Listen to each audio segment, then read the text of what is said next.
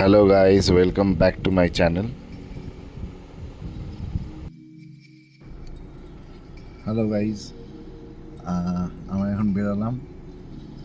আমার ভিসার জন্য এত চাপ হচ্ছে, এতবার করে মাল্টিপল ডকুমেন্ট সাবমিট করতে হচ্ছে যে বারে বারে যেতে হচ্ছে এমবাসি। কোন এমবাসি সেটা এখন বলবো না, কারণ ওটা আপাতত সিক্রেট থাকুক যতক্ষণ আমি পৌঁছাচ্ছি না, ওটা জিন্সড করতে চাই না। সো এখন বেরোচ্ছি ভিসা অফিসের জন্য। সো ভিসা অফিস থেকে বাড়িতে আসলাম। বাড়িতে এসে আমাদের বাড়ির নিচেই ক্যাফে আছে, সেখানে কুককে আজকে বললাম একটুখানি রান্না করে দিতে আজকের লাঞ্চ। সো লাঞ্চে রান্না করে দিল ফুলকপির একটা তরকারি, চিকেন আর ভাত। সেটাই আপনারা ভিডিওতে দেখতে পাচ্ছেন। সন্ধেবেলা বেরিয়ে পড়লাম জিমের জন্য।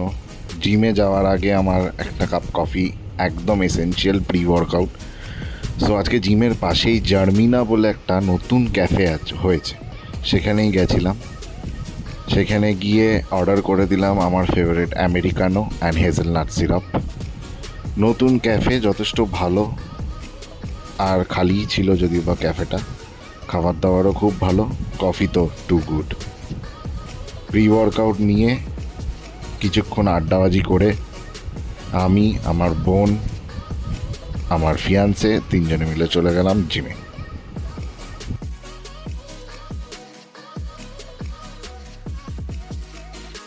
অ্যাপার্ট ফ্রম কফি এখানে অনেক রকমের ডেজার্টসও পাওয়া যায়, ক্রসও পাওয়া যায়, আরও অনেক কিছু।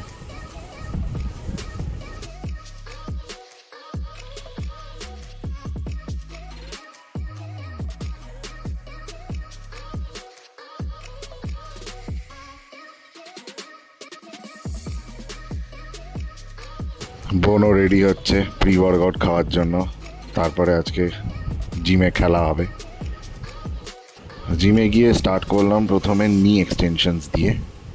এটা নি রিহ্যাবও বলা যেতে পারে। তাতে নিতে একটুখানি ব্লাড সার্কুলেশনটা বাড়ে। অ্যাজ আ ওয়ার্ম আপ আমি এটাকে করি, তাতে নি পেনটা হয় না।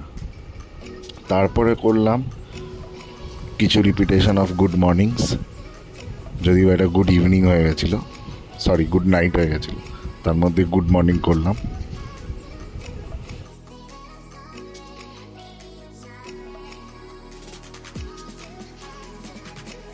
গুড মর্নিংয়ের পরে চলে গেলাম আমি ব্যাক স্কোয়াট করতে। ব্যাক স্কোয়াট স্টার্ট করলাম 100 কিলোস দিয়ে। 100 কিলোস দিয়ে 5 রিপিটেশনস করলাম।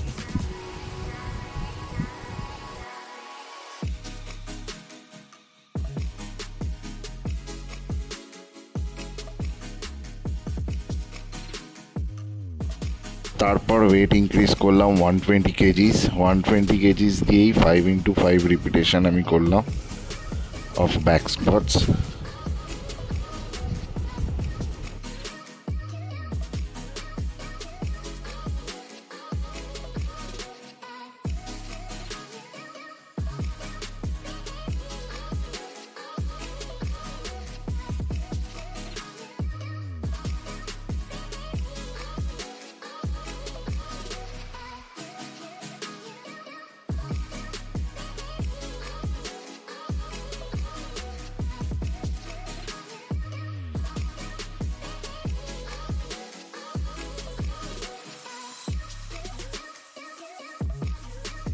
ব্যাক স্কোয়াটের পরে প্রেফারেবলি সবাই লেগ এক্সটেনশন করে, বাট আমি লেগ কার্লটাকে বেশি ফোকাস দিই to increase my workload in while lifting back squat, while doing back squat.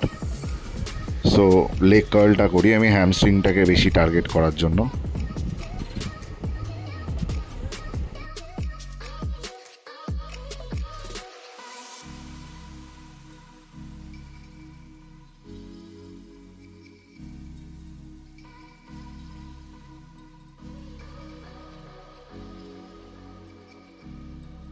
Leg কার্লের আমি 20 রিপিটেশন করে 4টে সেট করলাম। 4টে সেট করার পরে নেক্সট ওয়ার্কআউটে মুভ করলাম।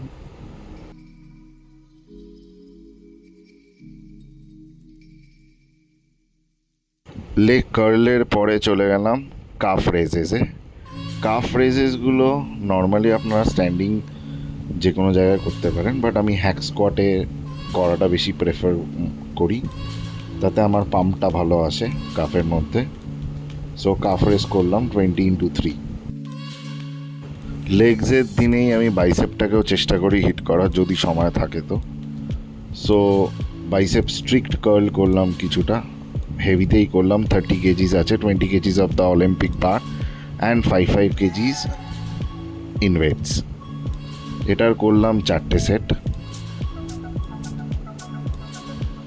এটাতে অনেকজনই বলবে যে এত হাই লেভেল অবধি এতটা তোলার কি দরকার, এলবোতে এগিয়ে যাচ্ছে।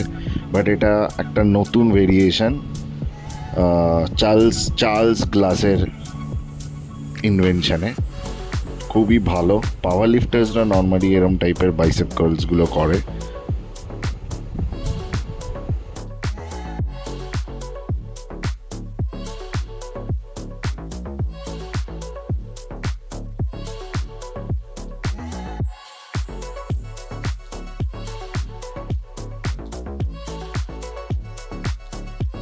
ওয়ার্কআউটের মাঝে একটুখানি মাঝে মধ্যে একটুখানি খিল্লিও দরকার লাগে।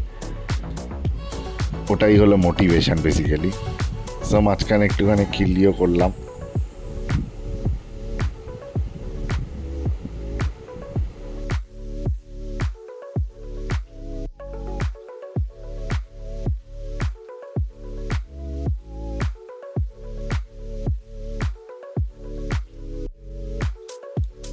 খিল্লি করতে করতে তারপর শিফট করলাম আমি হ্যামার কার্ল, যেটা আমি ফাংশনাল ইউনিটে করলাম আজকে। অন্য সময়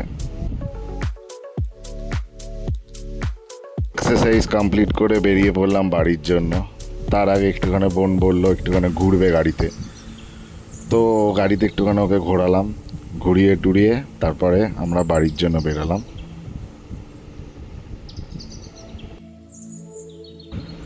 এরমভাবেই আপনারা ফলো করে যান আর সাবস্ক্রাইব করে নেবেন আমার চ্যানেলটাকে।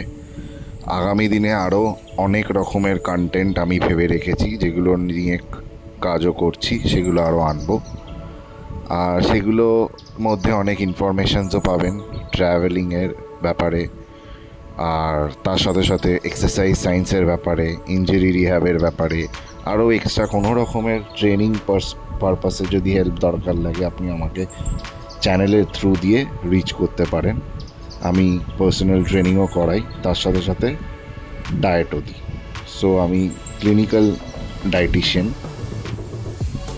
সো আরও অনেক কন্টেন্টের জন্য please stay tuned. Thank you.